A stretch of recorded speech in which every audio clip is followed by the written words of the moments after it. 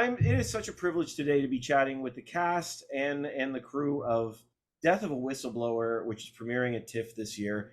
Thank you all so much for being with me. I really do appreciate the chance to chat with you. Thanks for having us. It's our pleasure. It's our pleasure. Honestly, the film is incredible. It really is, and without saying, I know maybe this is something you've heard before, I don't know, but honestly and truly, it's one of the best films I've seen so far at the festival, and Right. I really have found it to be incredibly powerful. There's a lot of energy towards it. It's a really well told story, and I mean, what was it that inspired this particular story? What excited you to tell it, Ian? What brought it to life? Well, there's always the situation of being able to represent a South African story. We have so many stories, and I think our stories are sometimes very simplified.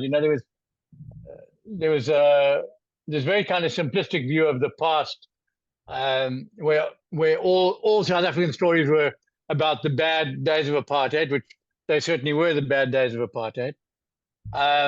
Then nowadays, people have some difficulty grasping the full extent of what the South African story is now, because it's a very complex story. It's not as simple as people think. So that's one of the things that motivated the telling of this story, which is to say that the film has a foot in the past and a foot in the present, and we link the two together. And I think that's a very true aspect of the South African story, is that our present day stories are very affected by what happened in the past, and our future as well, I think, will be affected a lot by what we're doing now. So it was really a way to sort of start bridging some of the gaps in our stories. So we remind each other of what happened and how that affects us now in the present and into the future. I absolutely appreciated that aspect of the story. I want to come back to that a little bit, as well. But I mean, speaking with since we have Noxolo here, I was wondering, what is it to you that makes Luyanda so special? Because she's just a wonderful character, and there's you bring such a fire to her. Like, she's a joy to watch on screen. I was like, oh my goodness, I want to see her do more more things, more films. Just thought she was a joyful character. What was it that excited you about her, and what makes her special? I think her free spirit, and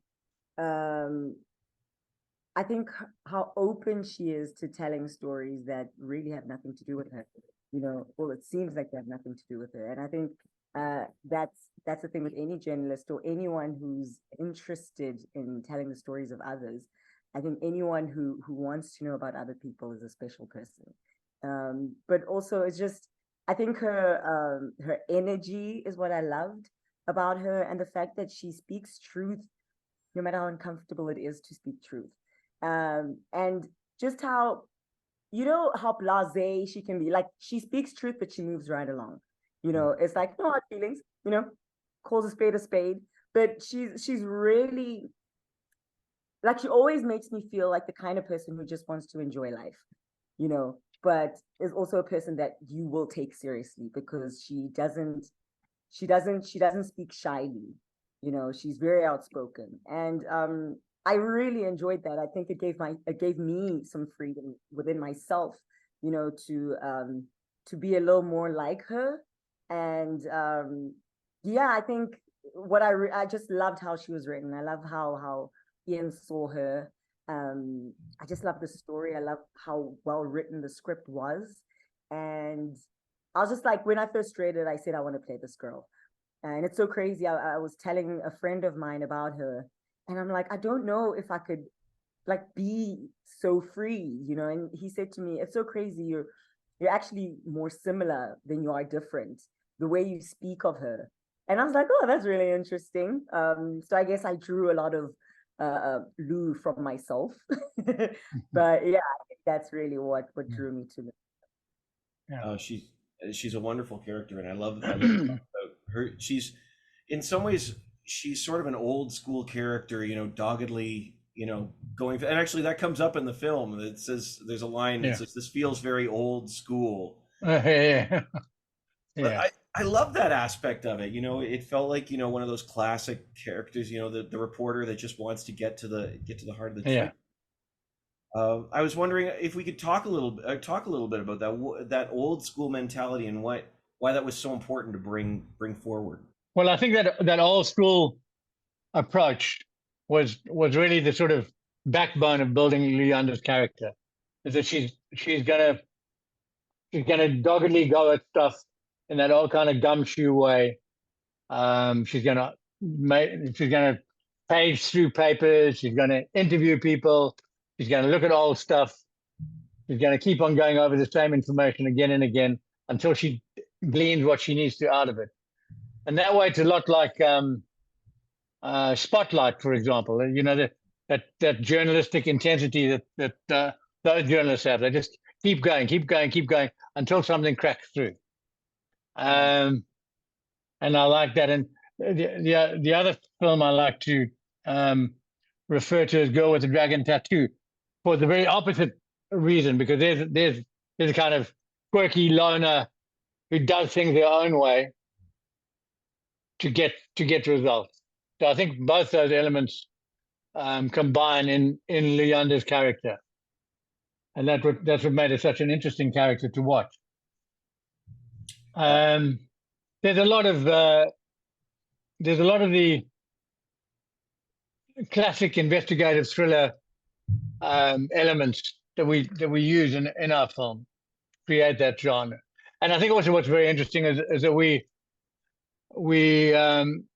did a kind of cross-genre, created a cross-genre effect, building a redemption story and a revenge story poised against each other.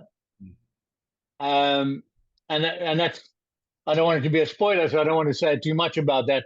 But I think that was a very interesting part of the story for all of us, was to see how both those two opposite threads could converge and face each other. It's fascinating to see those two paths go alongside each other, and that brings me to Albert. Irshaad, I'm wondering your thoughts on Albert, because I mean he's one of the heroes, but is he a hero to you in this film? He's a bit of a hero and an anti-hero. I don't know. It's an interesting character. What I do know is that a lot of South Africans would like him, and maybe people across the world where countries or citizens are suffering under the oppression of corruption, which is abound all over the world. And I think a lot of people would relate to that. We all know about a corrupt politician, a corrupt, the person that uses money for military needs, for military ends, that shouldn't actually be doing that. So I think a lot of people will like the Albert character for that reason. Yeah, I think what is very interesting about the Albert character is the chemistry between Albert and Noxolo, in fact, between Albert and Luyanda, which is also the chemistry between you and Noxolo. And how that you have a very different cinematic presence, the two of you next to each other. If you're just standing there waiting for the camera to roll, I would often look at you and think, well, geez, there's such a weird combination that we're about to see here. But it would always work so well because it was quite exciting and unexpected, and we didn't quite know how the two of you felt about each other. I think it was great. Yeah. Oh no, I couldn't stand Noxolo. It was difficult to work with her, man. She was. You're difficult. No, she's a thief. I said it many times. Nox kept things alive. Where Albert, Albert is there's a lot of darkness surrounding Albert, and Nox as a person, there's a lot of light there. So I'll be trying to stay in character, and Nox is making jokes around me. It was beautiful. It was beautiful though. It was just kept me going all the times. Yeah. You're right, because I mean, there's a lot of intensity with Albert there. So I mean, if Nox is just laughing and having a good time with keeping it light, that's going to be a lot better. Yeah. One of the things, I mean, we talked a little bit about history before, but one of the lines that I really landed for me with it, and I don't think this is a spoiler to say, but is remembering makes people care. Yeah. That line, absolutely. I think that line is so important, especially when you have other characters saying nobody cares about history anymore. Yeah. Live in the present. But I just wanted to hear from all of you, this idea of do you think that's true, and what do you think our relationship is with the past today? I'm gonna say from my yes, is that it does make me care. Also because I draw from a lot of my personal stories, my mother, the stories that she tells me, and because I care about it, and I know that the things that she's gone through affect me, I can only imagine how another person who's gone through so much turmoil, like Emma's character, how their families felt. I mean, if I can feel that way for my own people, I can only imagine how another family member feels about their own family. So I really do bring other people's stories close to my heart, because it's another human being. So these stories do affect me personally, and I think also that's the reason I love to tell stories like this. But I do believe that. I truly do believe that telling history makes people care. So that's why we need to. Mm-hmm. It's important. It's important as South Africans. Yeah. I absolutely. Sister, you can go, please. Okay. For my character, for Thuli, who's so an extremely layered and conflicted character, I think that reflection, because this movie for me is like a mirror in terms of where we come from as a country, with the new democracy, because our democracy is brand new, like 94. It's just, most of us can still even remember it, most of us. So I think the power of storytelling comes into play here in terms of how Ian wrote the story and how the story was told, that we get to see something that is still so fresh in people's minds, and through the power of storytelling we're able to now start engaging it. And I'm hoping that that's what this is going to do with South Africans, where they say, oh, things that we could never really maybe freely speak about, because there's something in theater that we used to call protest theater. So through protest theater, that was always an opportunity for people or artists to be able to express themselves.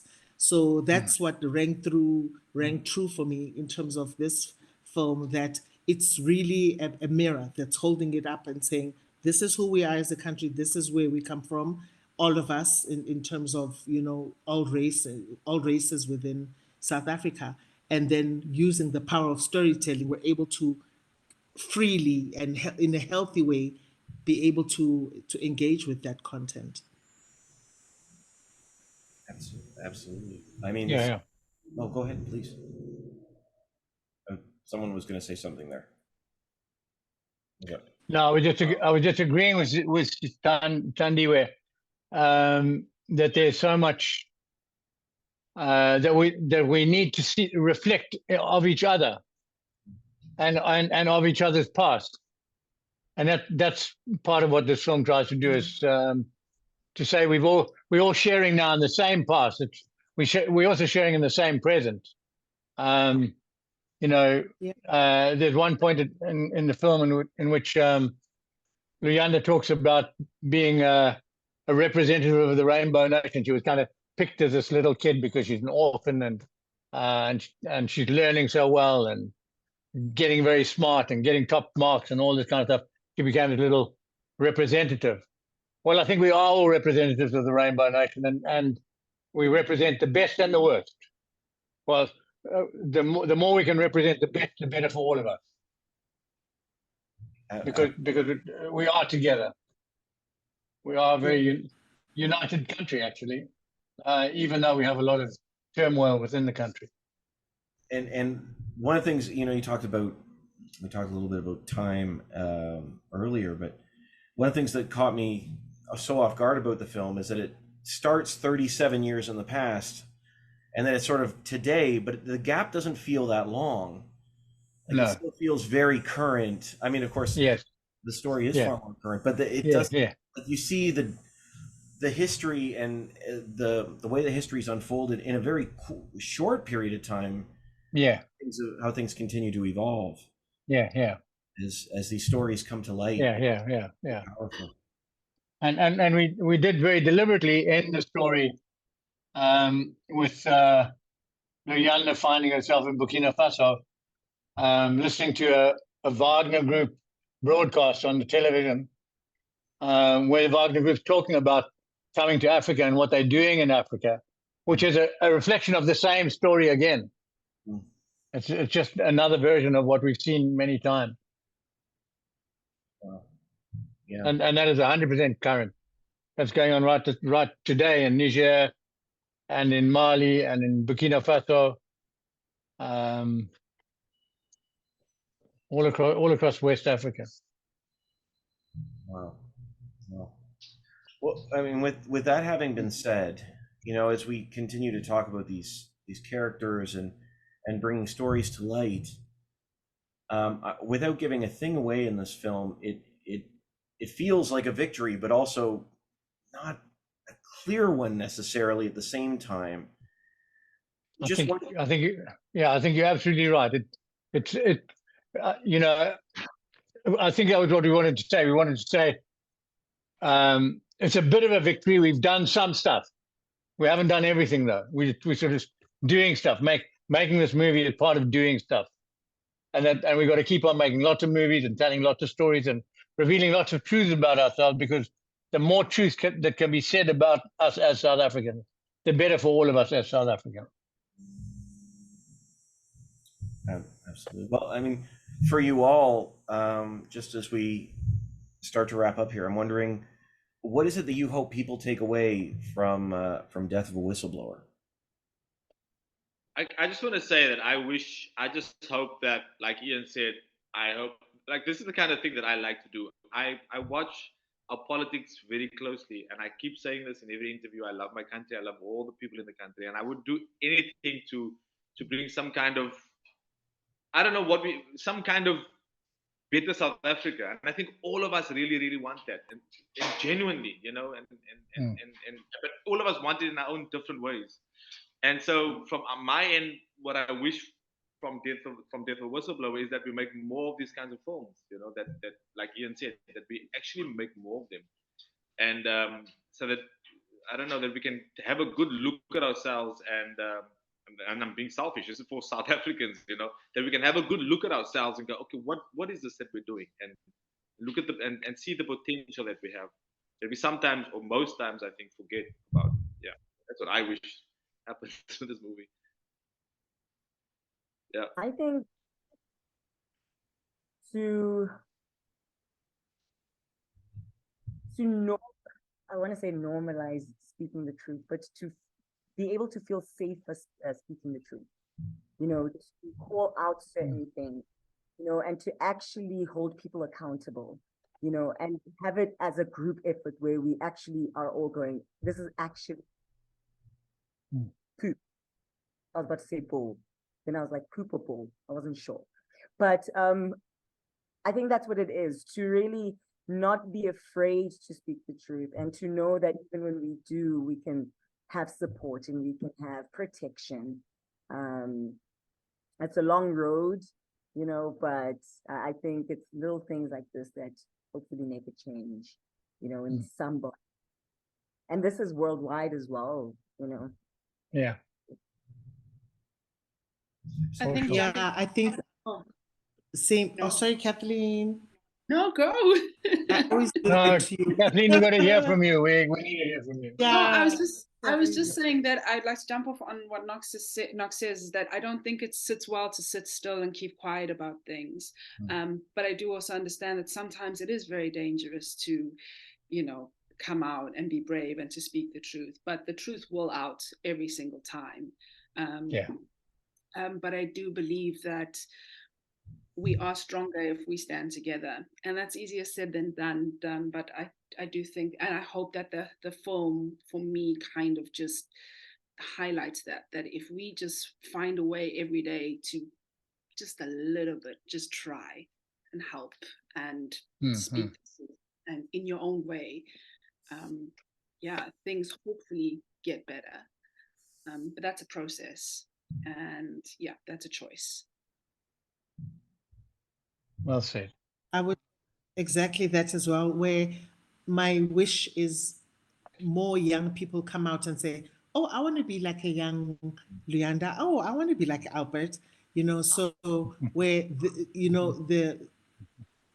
the characters that are doing good, we need to spread that, where people relate to that and they start seeing themselves, especially young people who are like, oh, okay, I'm choosing this path instead of choosing the Thuli path, because in life, I think there's always two paths. You can choose a layered, corrupt life, or you can choose to be that one who says, I'm not perfect, but I choose to stand up for the truth, which is the Luyanda character. So imagine more kids walking out and say, okay, I'm just going to start being like a Luyanda in my school, in my community, or like an Albert, and standing up if something is wrong. So I hope these names are remembered long after the film. Absolutely. Right. Oh, sorry, Ian, were you going to say something? No, I was just enjoying what the actors are all saying. I think they're carrying the message so well. Beautiful to see. It really is an incredible film. You're all wonderful in it, and like I said before, I think there's a real heat in this film. It just goes from start to finish, and I love everything you're saying. This idea of empowering the next generation to carry that torch of telling the truth and sharing stories. I really appreciate the chance to chat with you. Thank you all for being here. Thank you all for chatting with me, and I wish you have a great day and good luck at the fest. Thank you so much. Thank you. Thank you. Thank you. Great.